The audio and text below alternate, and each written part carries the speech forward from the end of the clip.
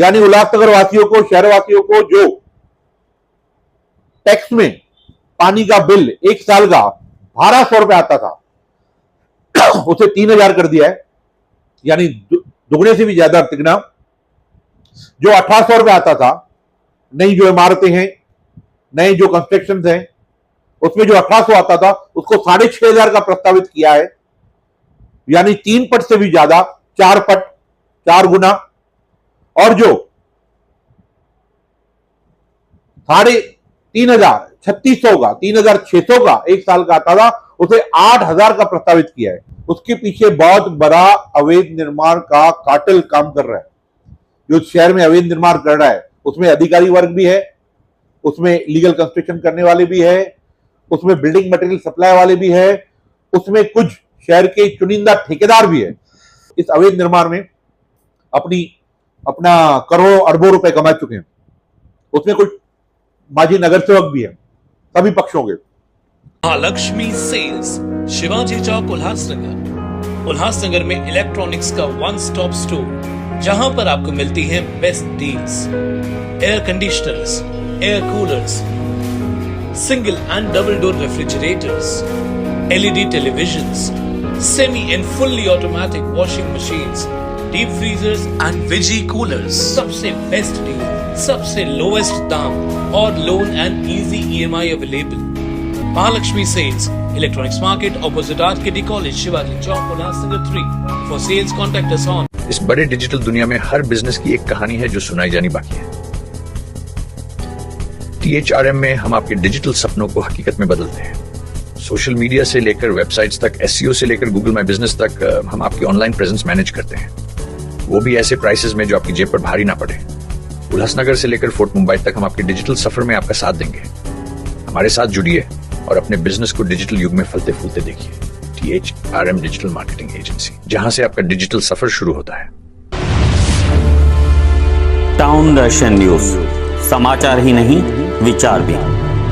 नमस्कार, मैं अशोक पिन्नानी, आप देख रहे हैं टाउन दर्शन न्यूज। प्रस्तावित बजट में जो पानी के बिलों में वृद्धि की गई है उसको लेकर टीओ की क्या भूमिका रहेगी? टाउन दर्शन के माध्यम से मैं सभी शहरवासियों को, व्यापारी वर्ग को, कारखानेदारों को, जो भी उल्लासनगर शहर में लोग रहते हैं, उनके माध्यम से मैं ये बताना चाहता हूं कि हमारी पार्टी टीम ओमिकालानी राष्ट्रवादी शरद चंद्र पवार पार्टी वो है पहली पार्टी है जिसने जैसे ही बजट आई दूसरे दिन उसका सोशल मीडिया के माध्यम से, लोकल मीडिया के माध्यम से और प्रशासक आयुक्त अवारे मैडम को एक पत्र देकर हमने विरोध किया। अशोक जी, क्या हुआ है, नई आयुक्त प्रशासक जब से आई है, पिछले 3.25 साल से प्रशासकीय राज है। नगर सेवक सब माजी नगर सेवक है, कोई भी पद पे नगर सेवक है नहीं, ना मेयर है, ना डेप्यूटी मेयर है, ना स्टैंडिंग चेयरमैन है। मात्र एक आमदारी एज ए प्रोटोकॉल पद पे है। आमदार की सब जवाबदारियां बनती है, जब तक लोकल बॉडी नहीं आती तब तक पूरी तरह से इस तरह की प्रशासकीय राज में जो भी, चाहे आयुक्त हो या बाकी DMC हो या अतिरिक्त आयुक्त हो या महापालिका का जो प्रशासन है, वो मनमानियां कर रहा है, उसे रोकना और शहर में काम करवाना।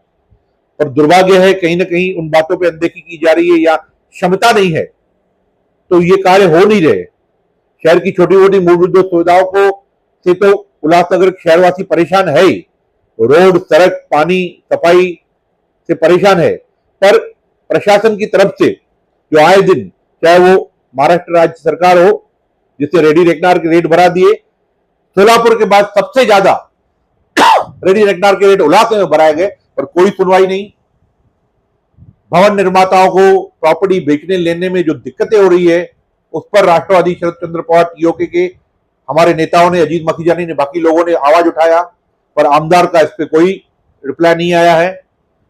प्रशासक, महापालिका प्रशासन ने इस बजट में जो 25 और 26 की जो प्रस्तावित रखी है, उसमें उन्होंने बगैर किसी के सोच विचार किए, अब तक जब बॉडी होती थी तो हम सब बैठ के, सभी पक्षों के लोग, सभी व्यापारियों को बुलाते थे, व्यापारी संगठनों को बुलाते थे, NGO को बुला के उस पर चर्चा करते थे।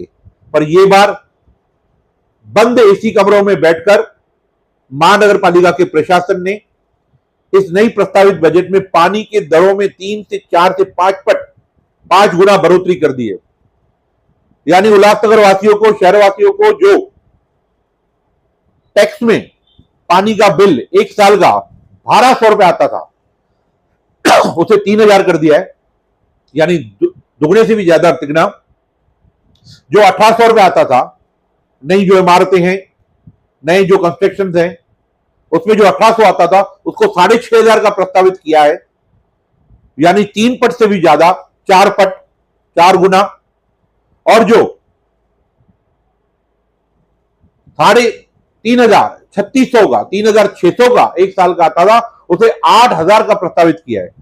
इसका पहले अध्ययन पूरी तरह से बजट की कॉपी हम लोगों ने पढ़ी और उसमें देखा ये तो अन्याय हो रहा है। शहर में आज भी 55% क्षेत्रों में पानी नियमित नहीं मिल रहा है। कहां हफ्ते में 2 बार, कहां हर दूसरे दिन में 1 बार। 7 माले की इमारत है, जहां पर 50 फ्लैट है, वहां पर मात्र आधा घंटा पानी आता है। दुकानों में पानी की लाइनें है ही नहीं। पानी विभाग के अधिकारी आके दुकानों में पानी के 5 लाख, 7 लाख, 8 लाख बिल दे रहे हैं, पर पानी की लाइन सालों से नहीं है। वो आसपास के बोरवेल से पानी भर के दुकान वाले काम चला रहे हैं, अपने घरों से पानी के कैन लेके आते हैं, फिर भी पानी के बिल दिए जा रहे हैं।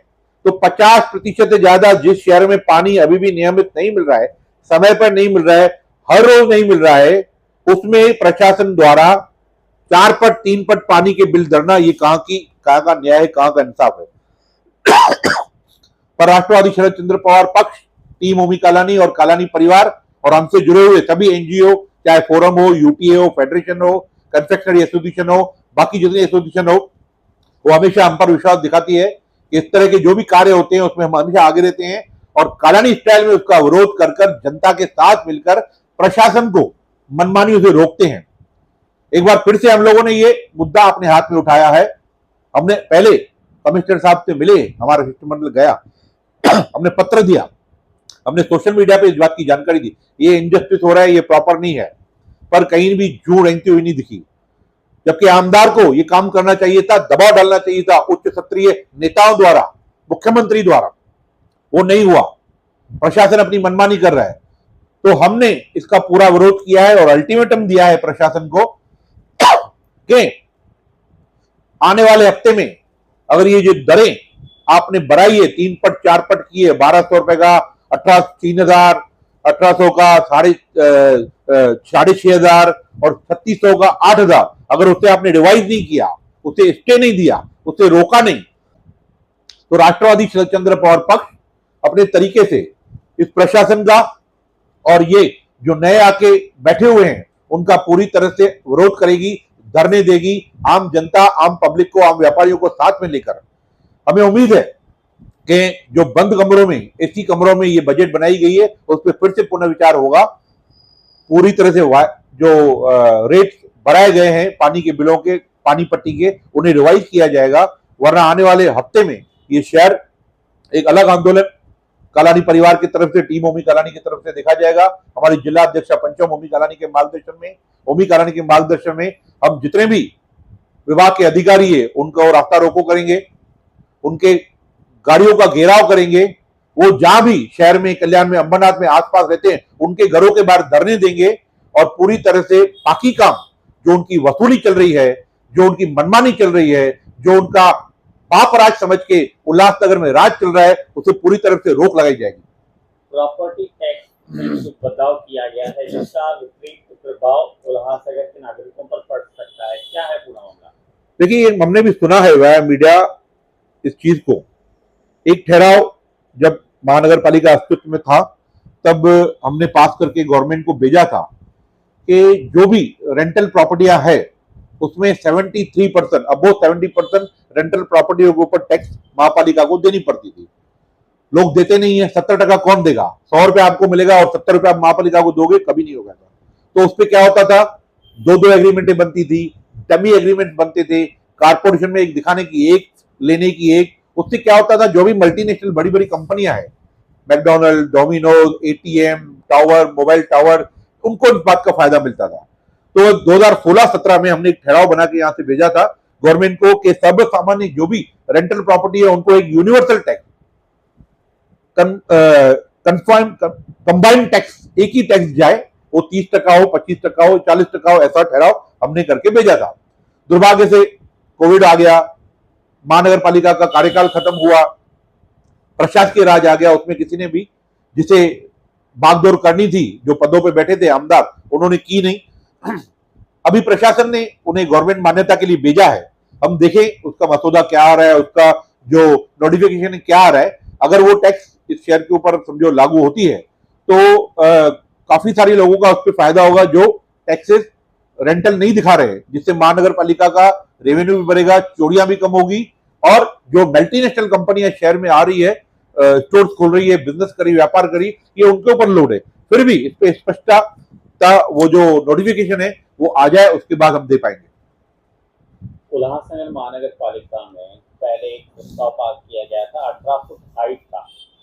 काफी जो बैरिक्स में जो लोग रहते हैं उनको घर बनाना है, अगर टीजी वो बना रहे हैं या उसका हाइट एक्सटेंड कर रहे हैं, तो उनको अब भी जो भी ठेकेदार हैं उनको बड़ी कीमतें देखकर घर बनवाने पड़ रहे हैं।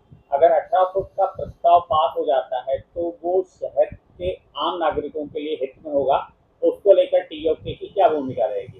साल 2007-5 में जब ज्योति कालानी जी शहर की महापौर थी, प्रथम नागरिक थी, ये उस वक्त का ठहराव है। 18 फुट हाइट का यहाँ पे मेजॉरिटी राष्ट्रवादी कांग्रेस पार्टी की थी, कालानी के सोच वाले लोगों की थी, तो ये ठहराव पास करके गया था। आज 20 साल हो गए, उस ठहराव किसी ने भी लक्ष्य नहीं दिया। उसके पीछे बहुत बड़ा अवैध निर्माण का कार्टेल काम कर रहा है। जो शहर में अवैध निर्माण कर रहा है उसमें अधिकारी वर्ग भी है, उसमें लीगल कंस्ट्रक्शन करने वाले भी है, उसमें बिल्डिंग मटेरियल सप्लाई वाले भी है, उसमें कुछ शहर के चुनिंदा ठेकेदार भी है। तो इस अवैध निर्माण में अपना करोड़ों अरबों रुपए कमा चुके हैं। उसमें कुछ माजी नगर सेवक भी है, सभी पक्षों के। ये हाइट अगर 18 फुट का प्रस्ताव गवर्नमेंट ऑफ महाराष्ट्र हमको सैंक्शन करके देती है तो ये ठेकेदारों से आम उल्लासनगर वासी को काम करने की जरूरत ही नहीं है। वो तो छोड़िए, इलीगल कंस्ट्रक्शन करने की भी जरूरत नहीं है। अगर 18 फुट का ठहराव पास हो जाता है तो नॉमिनल एक एप्लीकेशन के ऊपर टाउन प्लानिंग में या प्रभाग में किसी को भी हाई रिस्ट्रिक्शन करने की परवानगी मिल जाएगी।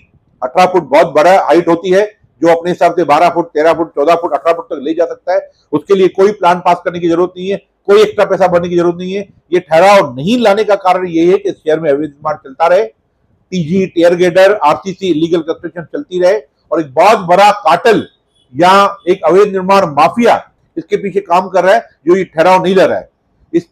ये काम भी आप कहेंगे कि मैं हर चीज आमदार के ऊपर थोप रहा हूं, पर हकीकत है ये पिछले 3 वर्ष से एक ही व्यक्ति पोजीशन पर है, वो है शहर के विद्यमान आमदार।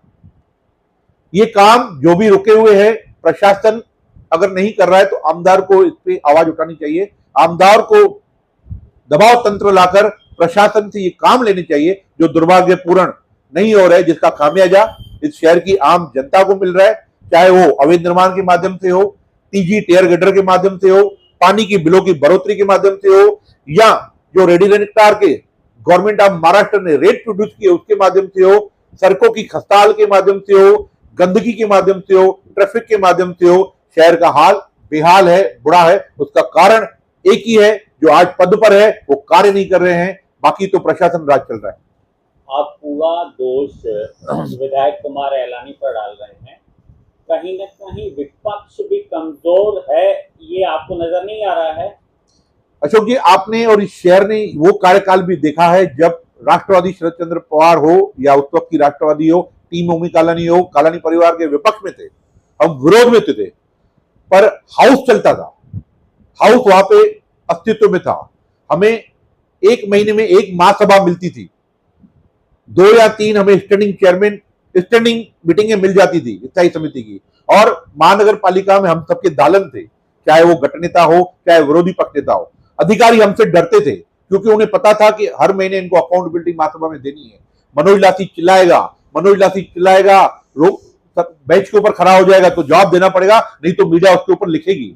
आज उनके ऊपर कोई अंकुश नहीं है। आज हम विपक्ष अपनी पूरी तरह से वही आवाज उठा रही है, पर अधिकारी को डर खत्म हो गया है। अधिकारी कहता है कि इसको जवाब देने की जरूरत नहीं, महासभा लगेगी नहीं, प्रशासकीय राज है, माई बाप राज है, जो चाहे वो करो। पर मीडिया के माध्यम से, अल्टीमेटम देकर, धरनों के माध्यम से, आंदोलनों के माध्यम से हम जितना इस शहर को विपक्ष में रहने के बावजूद भी जो कार्य, अपनी सेवाएं, अपने स्टाइल से लोगों को राहत दिलाते हैं, वो दिलाते आए हैं। पर उसका बहुत बड़ा खामियाजा आज जो अंकुश प्रशासन के ऊपर नहीं है, अधिकारियों के ऊपर नहीं है, महानगर पालिका अपने बेलगाम घोड़े की तरह जो चल रही है और अधिकारी अच्छे बेले को पूछते नहीं है, उसका कारण यही है कि आज प्रशासकीय राज है, नगर सेवकों की भूमिका खत्म हो गई है। आज आमदार के ऊपर पूरा दबाव या पूरा एलिगेशन में इसके लिए कह रहा हूं कि एक ही व्यक्ति पूरे शहर में कार्यरत है, न मेयर है, न डेप्यूटी मेयर है, न स्टैंडिंग चेयरमैन है, न नगर सेवक है। एक ही व्यक्ति कार्यरत है, प्रोटोकॉल से एक ही पद सिद्ध है, वो है आमदार। तो पूरी जवाबदारी, क्रेडिट आज वो हर चीज की ले रहे हैं, लोग उसे दे रहे हैं, उसका सत्कार स्वागत कर रहे हैं, तो डिस्क्रेडिट भी उनकी होगी। मनोज राठी जी, दिल खोलकर बात करने के लिए, सवालों का जवाब देने के लिए शुक्रिया, धन्यवाद। इस वेकेशन पुराने कंप्यूटर कोर्सेज नहीं बल्कि नए एआई बेस्ड डिजिटल कोर्सेज से अपने बच्चों का फ्यूचर बनाएं। अपोलो बिट्स एकेडमी लाए हैं आपके लिए वेकेशन कोर्सेज जिसमें AI tools, coding lessons, graphic designing, digital marketing, reels master class and कई ऐसे 100% प्रैक्टिकल एंड इंटरैक्टिव कोर्सेज हैं। Expert faculties and personal attention के साथ वी मेक श्योर आपका बच्चा एक एक टॉपिक प्रैक्टिकली सीखे और इम्प्लीमेंट करे। Admissions open for vacation courses at Apollo Bits Academy near Dolly Nasta, Ulhasnagar 421003, 9763150150.